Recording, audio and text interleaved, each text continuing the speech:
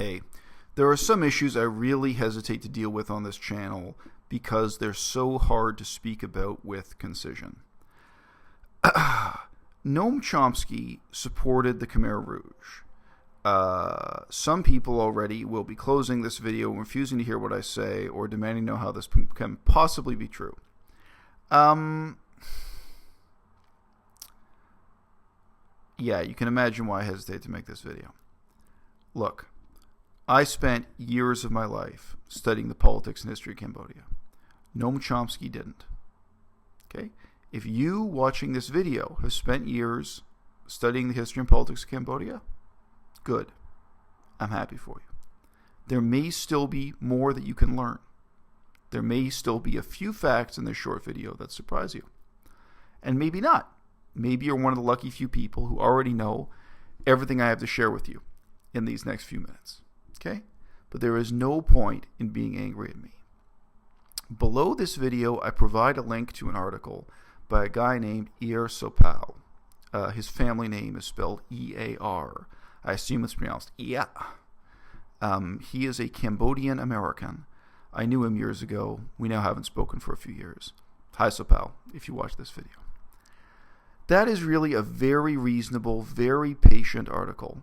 If you read it from beginning to end, it does not just point a finger at Noam Chomsky and say, Chomsky supported the Khmer Rouge, therefore Chomsky is a bad guy. It gives you a sense of the whole intellectual milieu of what was going on at that time. It gives you a sense of what Chomsky was reading, what he was influenced by, what he was reacting to. And I want to make a concession here to Chomsky that also gets at one of the deeper problems.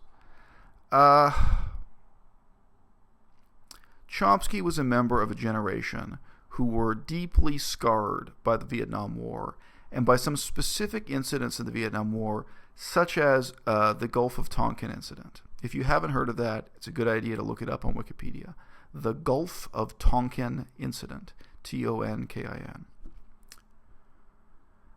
That incident, it's not so much what happened, it's the fact that for people of Noam Chomsky's generation, it demonstrated that the CIA was willing to lie to Congress, the CIA was willing to lie to the American journalists, mislead the newspapers, and that to some extent, the facts of political history could be a kind of fiction presented to manipulate popular opinion to support U.S. foreign policy goals.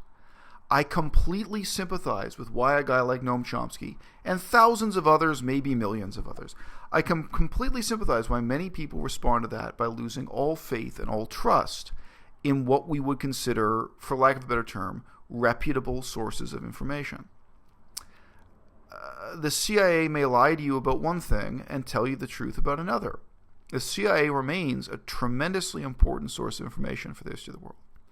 But if you grew up at the time Noam Chomsky grew up, it would be easy to understand why a guy like that would develop the attitude and the outlook of thinking, hey, the U.S. government can lie to me about this.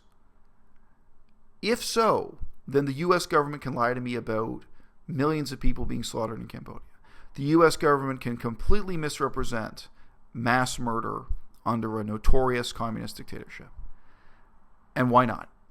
That sort of thing became believable to Chomsky as a young man, as a relatively young man.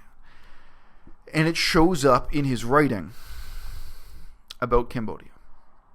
Now, the other problem here that I think is relatively profound, that we all have to deal with no matter what our field of study is, no matter what our interests are in life, is simply that Chomsky was not an expert on Cambodia.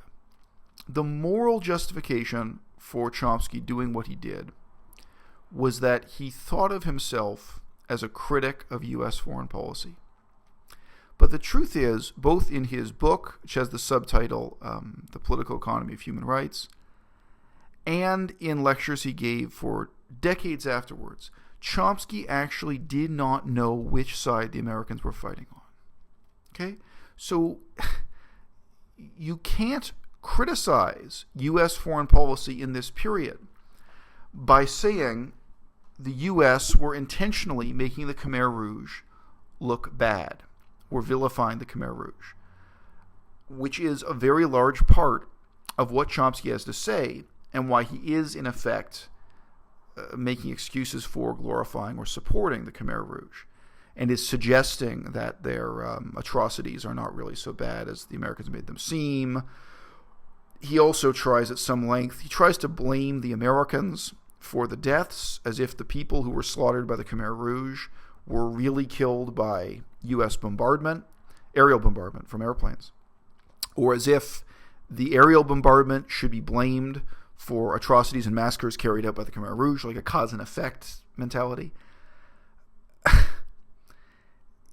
His whole level of understanding of the Cambodian Civil War and the Khmer Rouge period, the communist revolutionary period, is simply too crude to really be taken seriously if you are in the tiny minority of people who have really studied the political history and so on.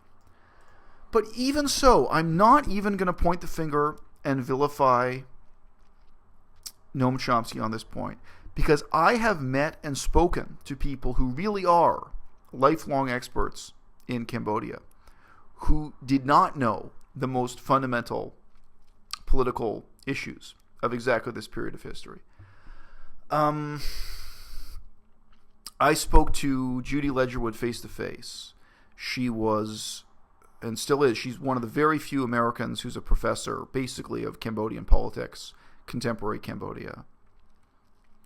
And she did not know that the Americans and the Khmer Rouge were fighting on the same side in that war. So she was ignorant of and wrong about exactly the issue that Noam Chomsky was ignorant of and wrong about. A guy who was more sophisticated, Michael Vickery.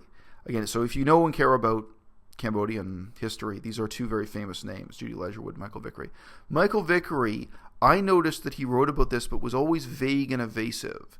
So actually in the introduction to the second edition of his book on the Pol Pot period, the Khmer Rouge period, I read very carefully what he said, and then I sent him an email saying, look, I've studied this period of history and I've written an article about it.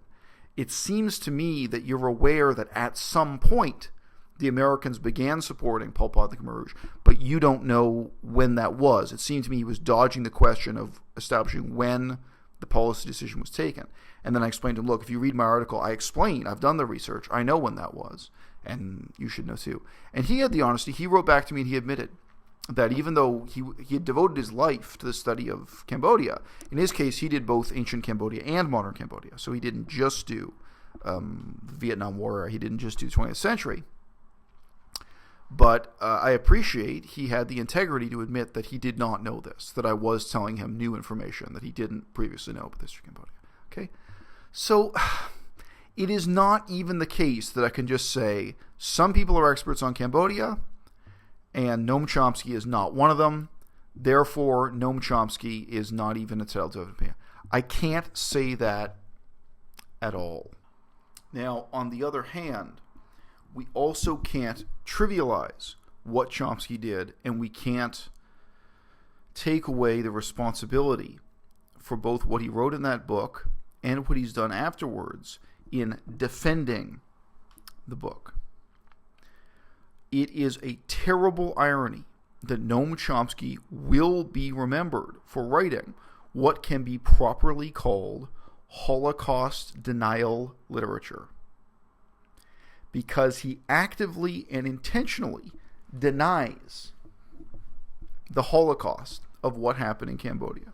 He actively makes excuses for and denies the reality of mass murder at that time. If you read the article by Ir Sopal in depth, it will explain to you what was known, what was not known, what exactly Chomsky said.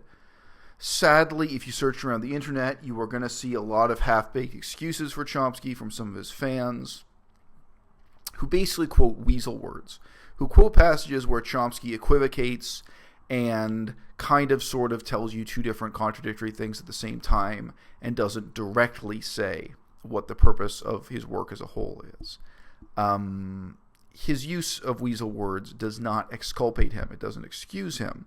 It only is more damning, because it makes it clear that he is intentionally lying to you and misleading you. You can read Ersapel's article if you're really interested. If you're not, you can take my word for it.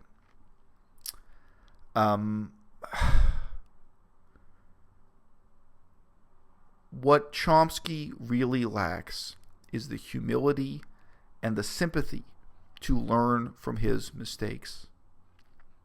Because learning is all about recognizing that you were wrong. You're wrong again and again and again. But you don't learn from being wrong. You learn from recognizing that you're wrong. You don't learn from making mistakes. You learn from noticing your mistakes. And the terrible thing about Chomsky really is, and this whole debacle he got himself into of making excuses for the Khmer Rouge and refusing to back down on it and so on, he is the kind of guy who refuses to admit that he's made mistakes. And therefore, he fails to learn from those mistakes.